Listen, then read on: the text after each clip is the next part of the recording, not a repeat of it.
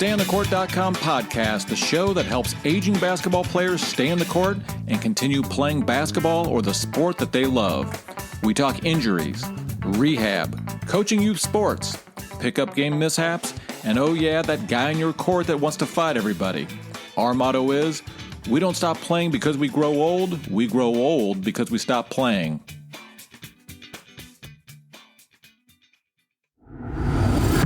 When I went to land, I didn't get my feet right. My feet weren't settled when I landed. And so when I landed, it was my left ankle.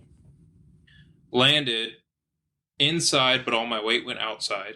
So I ended up breaking my fibula. I can feel how loose it was. I knew something wasn't right, and it was more than just a bad sprain. Oh, I immediately regretted that as soon as they started pushing on my ankle. The most excruciating pain I had. Crown Apple would have been perfect at that point. I prioritized balling over a lot of things because it's my love, right? I say this all the time.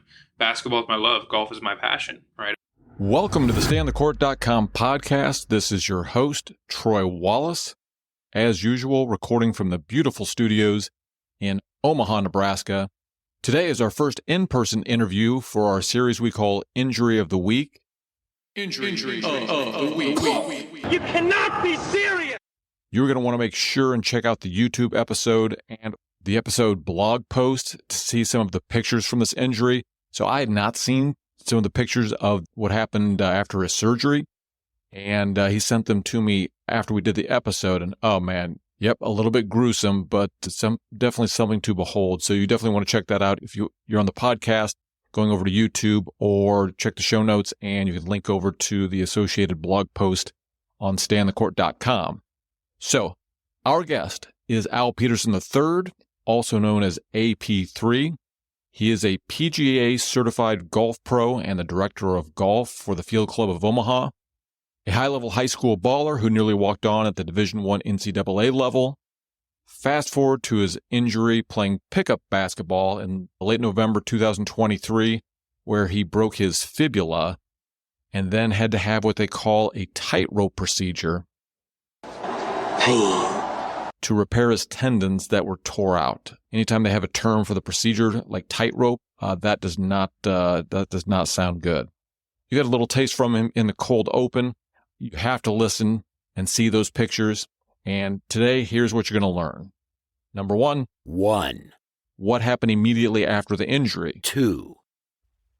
What was the plan to put Al's ankle back together? And if you see the picture, you'll know what I mean. 3. What did recovery look like for an injury like this? 4. Why he knows he will return to the game he loves.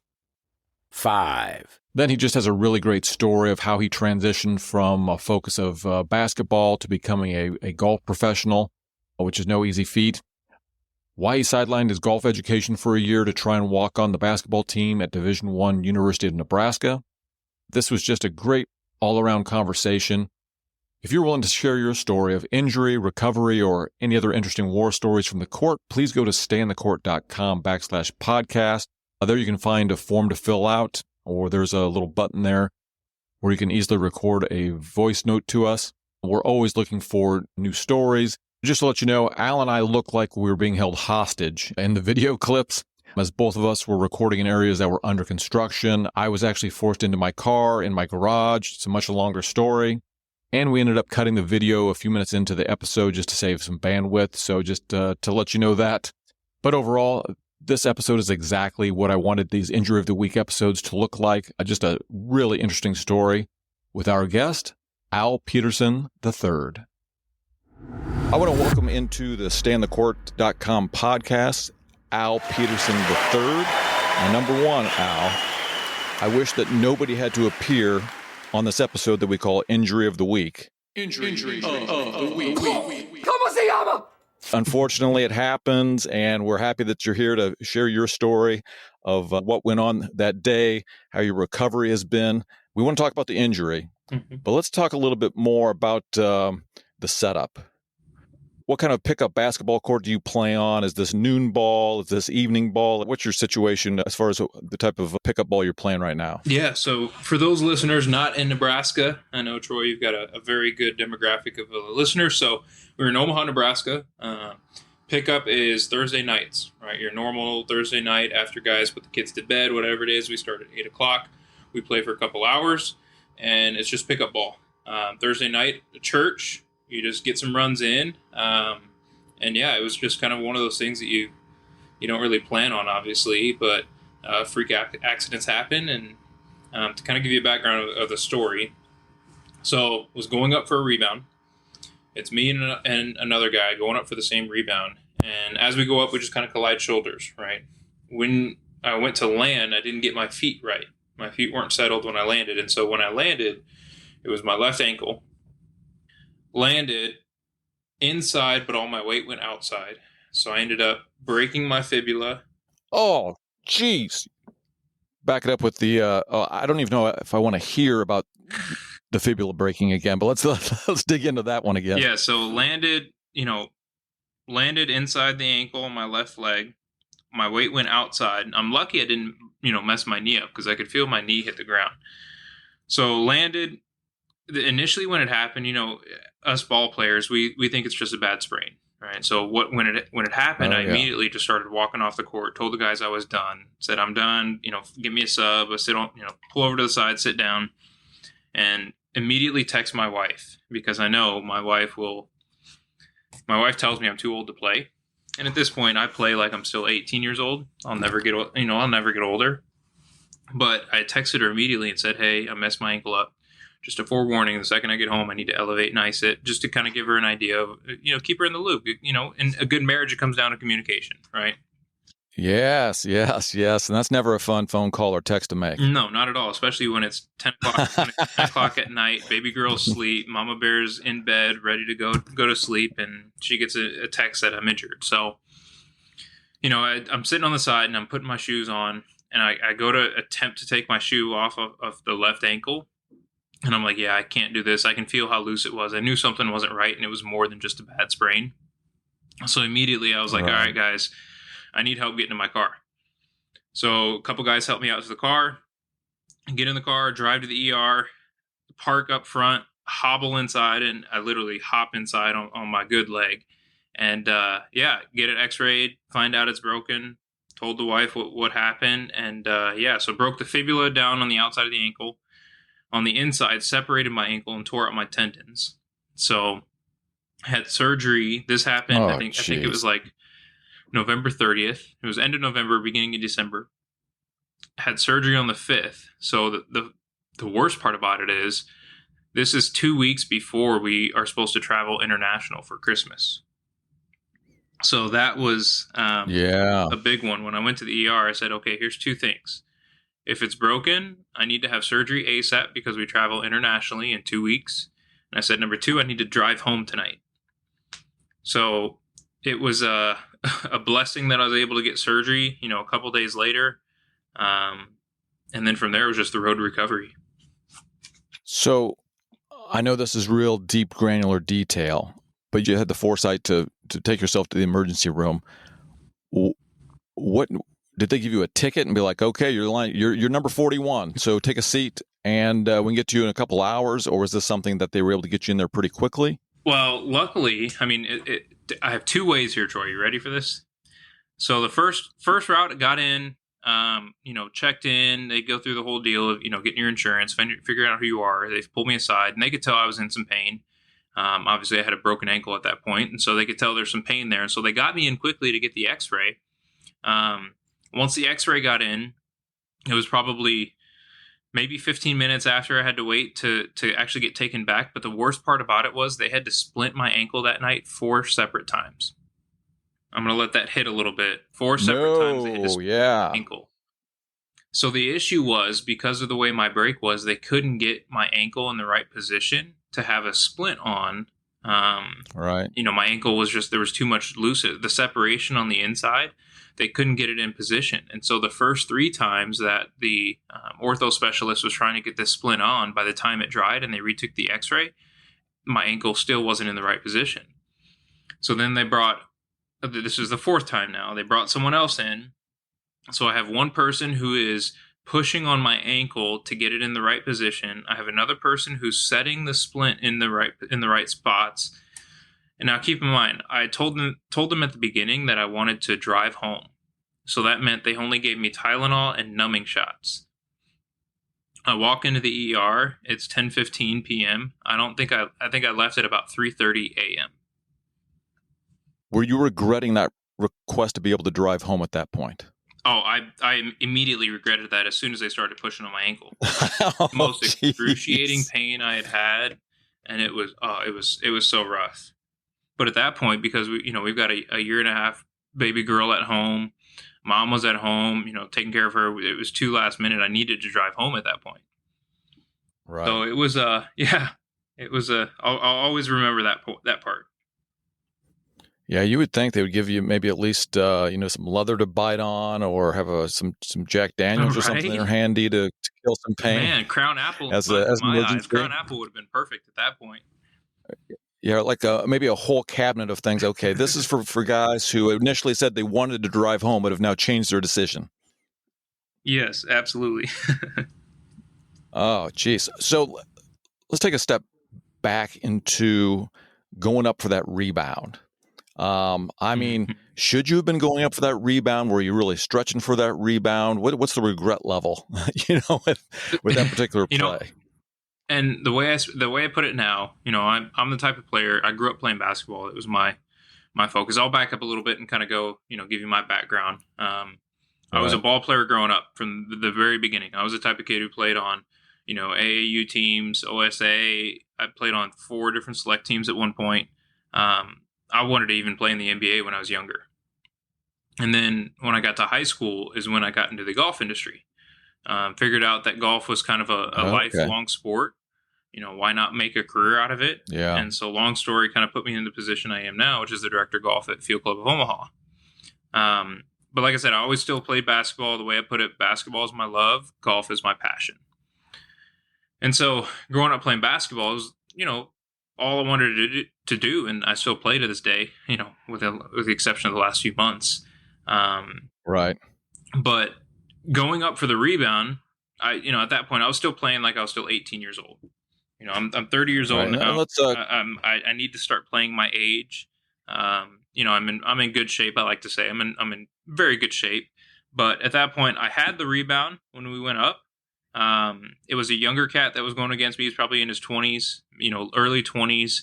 Got the rebound, but at the same time, when we bumped shoulders, just didn't get my feet right. And so just landed. It was kind of a freak accident. I did lose the rebound when I landed, but initially I got it. And that's what counts. Yeah, it's I played high school, just varsity, Class A here in Nebraska. No big thing. Definitely wasn't going to college on it or anything like that. But it's hard to lose that competitive thing or that competitive spirit. And I think it's half the reason, right, that we want to go play basketball for our exercise rather than do something else, right? Exactly. I'm the type, I can't run on a treadmill. It's too boring. There's nothing there. It's, the running on a basketball court, being able to shoot and, keep that activity is what I look for. Yeah, I agree. I track my exercise with a Whoop band. I've probably mentioned this in the opening. Al Peterson III, also called AP3, which is an absolutely fantastic moniker to have. Yeah. Is you said you're 30, right? So you would have just qualified to even play on our court on Sunday morning. Yeah, well, at our place, you have to at least be 30, which I think is just a way to keep their super ultra competitive people out. If we need an extra guy, trust me, nobody's enforcing that rule. Yeah, but well, it's one of those things too. The older you get, the smarter you play. I just hadn't gotten to that point yet to where I still, like I said, I still played like I was 18 years old. I like to say I got some bunnies, and one of my goals is still to be able to jump after this injury. And we'll kind of touch base on that, but I can dunk. I still got some elevation to me, so that's kind of the hope. But the older you get, the less you're able to do, and that's what I'm starting to figure out now. That's true, but also now if you got to think about it, now had you gone to the NBA, you'd only be in your 3rd contract. You probably have a couple more contracts left in. Exactly, and that's another thing too. The way that the NBA players work out is a lot different than my workout.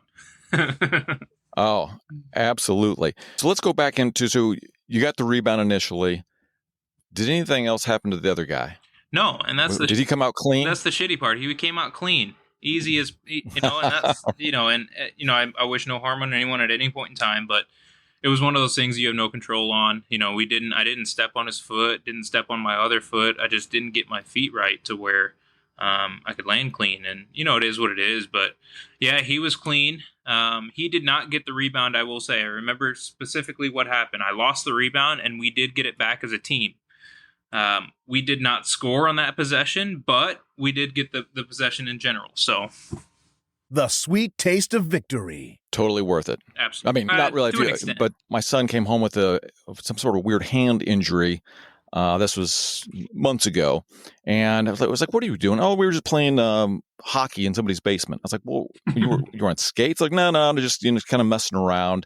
And so he's telling me about what happened, and he was playing goalie, and he somehow kind of went back and got on his wrist and probably sprained his wrist. Mm-hmm. And of course, competitive dad, what do I ask? Oh, he was playing goalie. Yeah, did you block it? Yes, he was playing goalie. Did you block it? And, he said the right thing. I said, yes, I did. Attaboy. No, it's always amazing the stupid things we men will do, right? For the glory of the court. I think I saw you, and you were fully immobilized, right? I mean, you were. I was. So I started off wheelchair. Originally started 6 to 8 weeks, no weight bearing. Like I said, I had surgery about December 5th. I got a plate and 4 screws. They did what's called the tightrope procedure for my tendons that were torn out. Right. And so it was the road to recovery at that point. And I think when we saw each other, it was, I want to say December. So it was shortly after surgery, but maybe before my trip. Does that sound right? Right. Yeah. So at that point, it was no weight bearing. And so for work purposes, I had a scooter, which I tell you was a lifesaver. But, you can only put so much weight on your knee. And I can tell my knee's starting to have some issues after having that scooter around. But yeah, so no weight bearing 6 to 8 weeks. At my 5-week appointment post surgery, I was able to get full ability to start walking and putting weight on. All based on my comfort as far as how much pain tolerance I had. So the right. process, the healing process, was a little bit quicker than anticipated, which I think kind of comes back to my age and my the shape I'm in. It definitely helps out for sure. Yeah, no, I think you are right on that. So now from here on out, I mean, if they put metal in those joints, mm-hmm. right, to reattach everything, mm-hmm. do those have to come out at some point? I mean, does your body just take it in and dispose of it on its own? Or yeah, so everyone's a little bit different, and it's all based on your healing. At some point later down the line, whether it's a year from now, 2 years, whatever it is, though the plate and screws can come out, but it's all based on if it's causing me pain, right? So right. Each person's a little bit different, but I do have the ability to take it out. But then that adds on, more PT, more surgery, right? It works to the point where they said that you could put weight on it and start walking. What was the rehab? Was there anything special? Was it just complete immobilization, or did they have you doing any sort of exercise and physical therapy? Yeah, so I had the doc gave me a list of physical therapists around that would be a good go-to. And so right now I'm actually still doing just PT at home. So I've got this really cool app that I use that's got 30 plus workouts that are specific to my ankle. A member of mine actually gave me a little insight here and created this profile for me. And so I use that. I try to do that at least 3 to 4 times a week. This last week with the renovation and everything going on, I've slacked a little bit, but I'm on my feet almost daily. So I'm constantly moving and working out, and daily I'm getting more flexibility. So I'm getting more movement, less pain, which is really crucial. The toughest thing I tell you was sleeping. Sleeping was hard. A couple days after surgery wasn't bad because everything was still numb. But once things started healing and when I could start walking, the pain was just tough at nighttime, especially when you get off those painkillers. And it was a little run through where I might get a couple hour stretches here and there, but it's gotten a lot better in the last couple weeks. I guess I wouldn't even thought about that. The pain that far down the line, was it really inflamed in that area? Yeah, so I had some inflammation after the injury. After the injury, it didn't really swell up as much as I thought it would. I'd had sprained ankles in the past, like I said, from playing basketball in my history. I'd had more swelling in previous sprained ankles than I did in this break, which was kind of surprising for me. But I mean, to the point, it was still swollen. They had to cut my shoe off, cut my socks off at that point, because I told them, I said, this is kind of a sign. Let's cut the shoe off. I don't need it anymore. This is, I need to get some new shoes and play a little bit smarter. So there was some swelling, but like I said, I'd had worse swelling before. I've had baseballs on my ankles before, and this was not. It was almost the size of maybe a golf ball. So all right, now let's really dig into the detail. So that particular day, what type of shoe do you wear? Do you wear a low top? Do you wear a high top? Do you wear ankle braces regularly? Yep. So I'd always sprained my ankles growing up. And so in high school, I always wore ankle braces. But then after high school, I'd gone through a stint where I was going to try to play in college. And I got to the point where I stopped wearing ankle braces because I wanted my ankles to get stronger. I didn't want to have to depend on those ankle braces. I wanted my ankles to get strong and be able to, get through. And so I never wore ankle braces. And the night it happened, I was wearing LeBrons, which are a high top shoe, but it was more of a soft high top. So there wasn't really much protection. Right. But at that point, no matter what shoe I was wearing, based on that fall and the way I came down, it was inevitable. It was happening. Yeah. I think I've had 2 pretty good ankle rolls in the last 7-8 years. I'm on a first name basis with my foot and ankle guy. My theory, and again, listeners, we are not medical people. We're just a couple guys talking, on the internet. Right. So don't take this as any sort of advice. But my theory is that I will still wear like lighter ankle braces. Yep. And my thought is that it's turning a full roll into maybe just a little tweak, right? Or the thing that would have tweaked would be just a nothing. Mm-hmm. That's my theory. Absolutely, but, I think it's all just mental. And that's where I think I'm going to move to eventually. Because I get asked the question, especially at work, because everyone asks, are you going to still play? And it's like, yeah, I think I'm going to still play to that point, but I'm going to play smarter and play more my age. But I think I'm still going to have that protection. So I'm going to have to dust off the ankle braces, bring them back out. We'll see what happens. That's well, number one, I'm sorry that had to happen to you. But I think it is interesting for listeners to hear. We don't want this to happen to anybody else, but if somebody gets in this situation, just hearing this and kind of understanding what the process is and what happened and living through your experience, I think will definitely help other people. For sure. I'm going to double click on trying to play college basketball. Mm-hmm.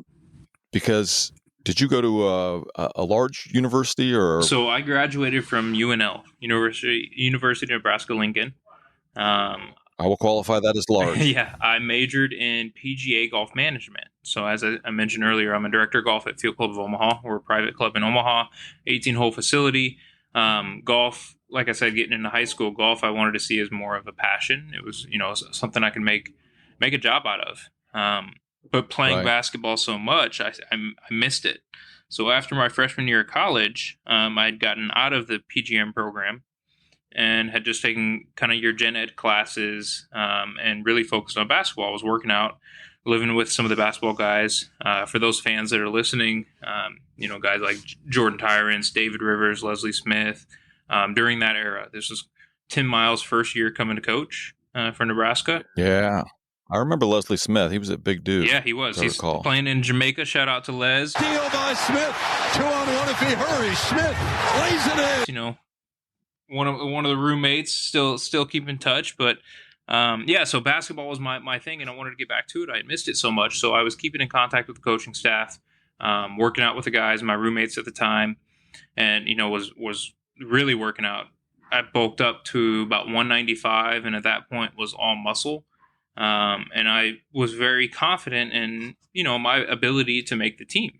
And so was talking to the coaching staff and, keeping in contact on when walk-on tryouts would come about. Well, long story short, the time when walk-on tryouts were supposed to happen, there was no room on the roster. At the time, with Tim Miles, it being his first year of coaching, they had 14 guys on the roster. And so at that point, they didn't have any movement available. And so that was more for me a sign from God to kind of stick with golf, focus on that. It's a lifelong sport, something I could, make a career out of. If I played basketball, I didn't know what I was going to do outside that. And so Right. it was a blessing in disguise. I'm not a big guy. I'm 6'1" at that point when I was walking on, 6'1", 195. So I wasn't going to make a big impact to look long term for basketball. And so that was just more of a wake up call for me, and got back into the program, and then ended up graduating, getting my PGA membership, and stuck in the golf industry.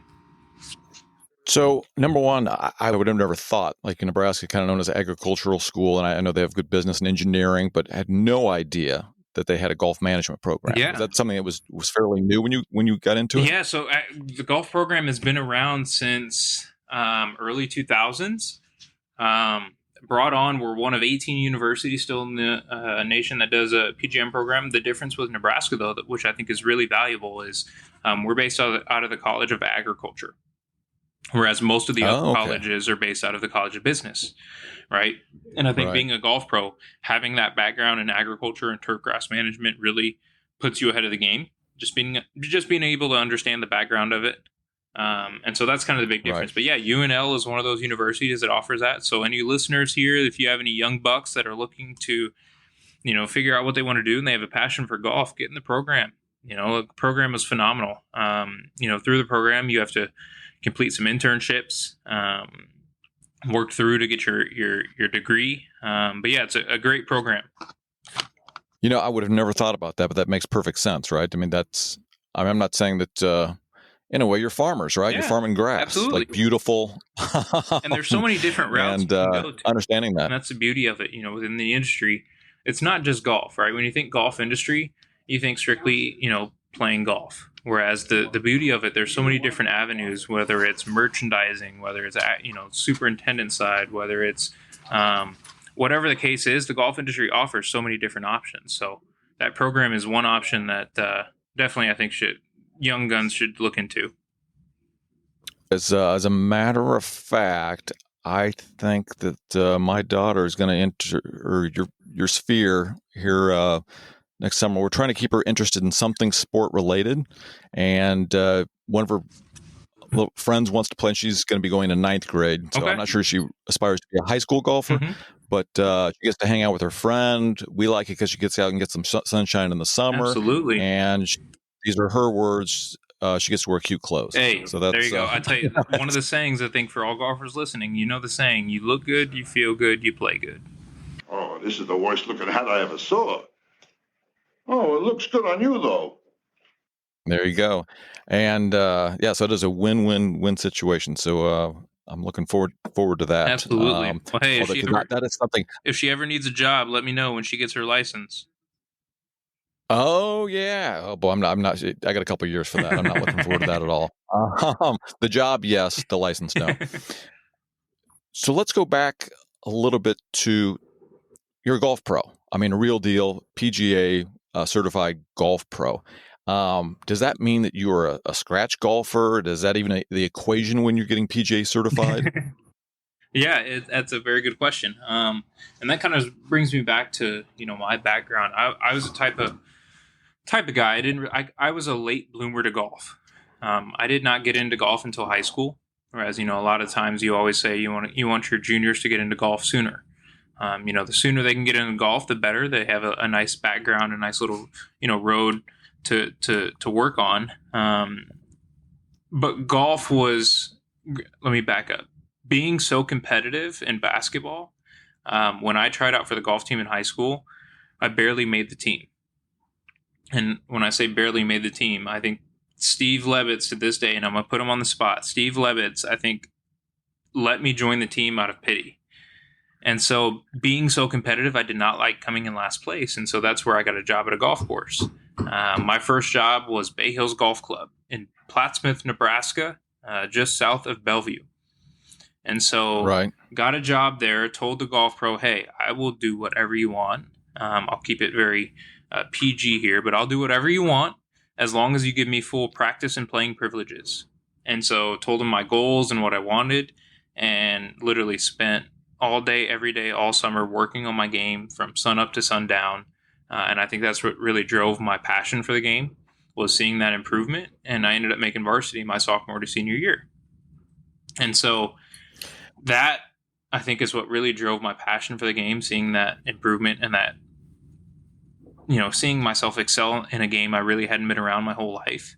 And so to answer your question now, yes, I am a scratch golfer. With this injury, it's put a little roadblock on my game right now, but I'll be good to go by spring is the plan. With the new position stepping in, I've been at Field Club for about a year and a half now, creeping up on a year and a half. With a new daughter, she'll be 2 in June. It's put a little hold up on my game. I still got some game, don't get me wrong. But yeah, I'm a scratch golfer. I've got a little quiz for you here a little later. It's going to impact maybe one of my questions. I might have to modify it now that I know you're a scratch golfer. Did the injury, has it impacted? I know thankfully it's in the winter, so you're not on the course. What impact did that have on your day-to-day work life? Yeah, from a work life standpoint, it was a huge impact. And a lot of that comes back to we're going through a clubhouse renovation right now. And so with that being said, a golf shop has transitioned to a new space in the clubhouse. And so thank God for my assistant. Whereas during this time, when I broke my ankle, was during the peak time where we had a lot of movement, whether it was moving the golf shop location, moving things in the clubhouse that we needed to transition for the renovation for construction purposes. So it definitely had a huge impact on work, especially because I was only able to move around on a scooter. I was in a boot and scooter and couldn't put any weight on my foot. So it definitely changed things. When we talk about at home, it definitely changed things with a 1.5-year-old baby girl. Mom was doing a ton of work because, I can't walk. And so, you talk about dinner, you talk about changing, you talk about getting up the steps. I couldn't carry Alina up the steps because I couldn't walk. So it was a huge impact. And, I give all praise to my wife for holding it down during that time. But yeah, I do not recommend Very appropriate on Valentine's Day. Yes, absolutely. We've got date night tonight that I'm looking forward to. So, all kudos to her, but it is not fun. I don't recommend it to anyone, especially if you have a newborn or toddler at home. But yeah, it was a transition that we had to figure out, and obviously no one plans for it, but it is what it is, and we ended up making through. I've been walking now for about 3.5 weeks, and it's been a game changer. Did you look into any other sorts of, I'll call them alternative therapies, any sort of red light therapy, cold plunge, cryotherapy, anything like that to try and speed up recovery? I haven't yet, and I think a lot of that is just because it's been the off season with everything going on. I haven't had the time to really jump into anything. One of the things I really want to do is pool, right? Working pool workouts, getting some work in the water. For the first... It might have been 2.5 weeks it was about 2.5 weeks after surgery, maybe 3 weeks. I couldn't plunge my foot in anything because of obviously the incisions. They want the incisions to heal up so you can't take a bath. You can't, plunge your foot in anything other than taking a shower. So I could only have that light access to water. But yeah, I definitely want to dive in, especially when you talk about this summer, try to set some time aside to get in and try to get it back to, as close to 100% as I can. I just recently on the podcast, and yours will probably be released before hers is, but there is a therapist, and she's a light therapist, more red light therapy and laser therapy up in Edmonton, Alberta, and just really extraordinary. Some of her, I'm not going to call them breakthroughs, but she was a massage therapist, and she's applied what she's learned in massage therapy to some laser therapy things, and just really interesting things that I would have never thought about. For sure. A couple more questions for you. I know you get date night tonight, so we'll get you going on to that. But a couple of other things I'm interested in. So playing pickup basketball or, basketball in general. I mean, obviously you played in high school, your relationships there, took a shot at playing college, but now that you're playing more pickup ball, one of my thoughts on pickup ball is, you get the exercise, but another big thing is kind of camaraderie, some social connections, and in some cases, business connections. Has that been your experience? Yeah, that's a very good question. Actually, one of the guys I play with on Thursdays is another PGA professional in the section. Another Omaha-bred gentleman who is in the Nebraska section, and so it's one of those things that you make connections all throughout the world. You talk about the golf industry in specific. It's a very small, tight-knit network. And I think that's one of the things that adds to basketball too. Whether it's, I've coached girls basketball in the past and want to get back into coaching. It's one of those things that'll stick around for sure. But the camaraderie is definitely one of the highest points. You go out with the boys. One of the guys I play with on that Thursday too is one of my best friends. I'm a godfather to his son. And so it's just that camaraderie, that fun time. Plus you get to, disconnect a little bit from the work atmosphere, the family. You're just out having a good time and, adding a little bit of lifestyle action on making yourself better by working out. Yeah, it's what's interesting. I go both ways. So I've made some business connections through the years, but I also kind of like the anonymity, right? Because the basketball court is an equalizer, right? Because you don't necessarily know who the guy is. So I've had situations where I've played and the guy I didn't know at the time, but he was like the chief financial officer of the company I was working for. But I would just see him on the court, and all I knew about him is like I can't let him take baseline. I can't let him take baseline. That's all I knew about him. That's one of those things too. Some of the guys that come up, I had a member come up and play one of those nights. It's like, oh, well, hey, what do you, nice to see you. I didn't know you come up here too. Just it's the random things that you run into. And that's even living in Nebraska. You run into anyone and everyone. Yeah, there is as a matter of fact, so our court got blown up during COVID, just like everybody else's did. And then the place we played at, it sold out to another fitness chain and just went downhill from there. And I just ran into a guy at a JV game last night, and he's like, oh, hey, Corey got everybody back together, and they made a deal at this place called, I can't remember, Vertical Max or something like that. And they've completely reorganized. And my wife is amazed. She's like, we can't get you guys to take out the trash. Right. But somehow you guys can magically make all this stuff happen and you get these courts going. Everybody knows what they're supposed to be doing. Yeah. I'm like, yeah, well. Yeah, absolutely. And that's one of those things too, obviously as bad as it sounds, us guys prioritize things. And I think when for guys that are ballers, I prioritize balling over a lot of things because it's my love, right? I say this all the time. Basketball is my love. Golf is my passion, right? Everyone has their hobbies and their needs. But yeah, basketball is one of those things. And as much as my wife hates to hear it, I'm not going to stop playing until I literally can't walk anymore. You see those videos going across with, I won't say old guys, I'll say wise guys, because the older you get, the wiser you get. Those guys on the court still playing, even though they're, walking up and down the court, they're still out there having a good time. Oh, absolutely. And, the court I'm playing on now, we go, there's, probably early 30s to, some of the guys have to be getting close to 70. Some people will, and some people, not at this court in particular, but some courts I've played on, is they'll try and rearrange games and work around guys that they don't want on your team. I'm like, it's ridiculous, right? I'm really happy when I see somebody playing in their 50s, 60s, 70s. That gives me hope, right? Absolutely. That's it's something I can continue to do. When I grow up, I want to be like that. So, there's another person I interviewed a couple weeks ago that his episode will come out soon. Wasn't really basketball related, but he was a Division I swimmer for the University of Texas. Oh, okay. And we really just talked about he ended up getting burnout. They live in the Vail, Colorado area, and he's kind of reformed a team, but they just really kind of practice. But they try and treat it like, get that old camaraderie back, and they all show up at the pool at 6 a.m. And he's the first to say that if they didn't have that camaraderie or these other people, there's no way he'd get up at 6 a.m. to go to the pool. Right, exactly. It's like sometimes when I lived in St. Louis working, I would get up at 4:30 a.m. to go hoop at 5, play until about 6:37, and then go to work. And it's like the things you do for the things you love are different. You talk about guys will make tee times for 6:30 a.m. and they won't have any issues for that, but might struggle getting to work the next day. Yes. Yes. I agree. Yeah, I have tried the early morning ball, and that does not agree with my body. Someday it might. Hey, Al, we'll get you out of here, but I have we're going to put 30 seconds up on the imaginary clock, and we'll go kind of rapid fire with 5 questions that I thought might be fun. Boom. I'm ready. All right. Here we go. 1.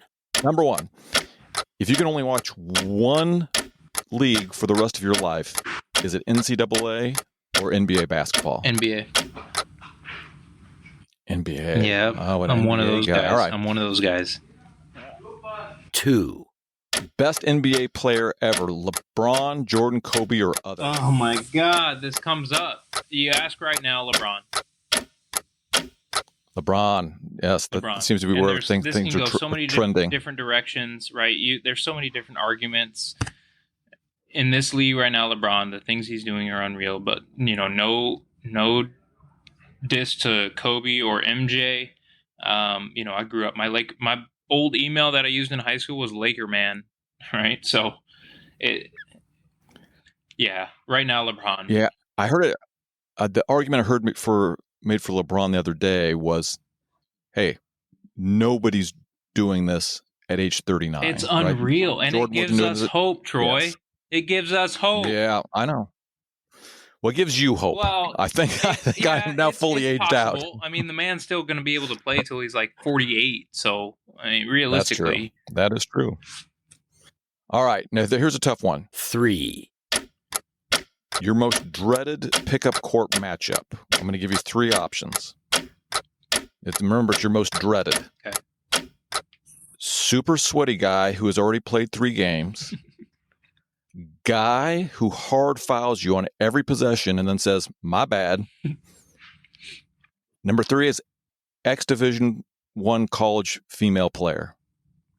Ooh, give me the super sweaty guy. I'm a competitive, I'm a go-getter, I'm a slasher. So that's, super sweaty, I'd pass. 4. So your game, going to the hoop or taking the 3? Before or after injury? Yeah, I thought you might say that. Before injury, going to the hoop. After injury, shooting the 3. That's right. As you age, that's what happens. That's what happens. So I think I might know the answer to this one. 5. Which is the lower number, average points in a pickup game or your golf handicap? Definitely golf handicap. Yeah, like I said, we've got some game on both sides, both the basketball court and the golf course. The handicap is definitely lower than the average points. That is fantastic. Al Peterson III, AP3. This is what I want this show to be all about. I really appreciate you coming on.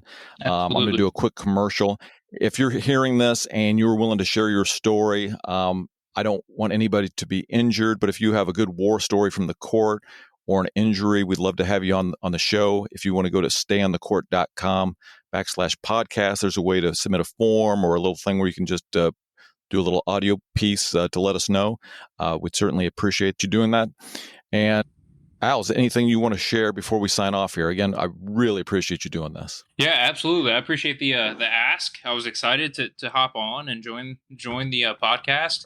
Like I said, if there's any advice you need, whether it's golf or basketball, let me know. I've got some game. I still coach. Any advice I can give, just keep grinding, right? Do what you're capable of. Play your age. That's the advice I give. Play your age. We're going to leave them with that. Play your age. All right. We will sign it off. Thanks, Troy. Here we go.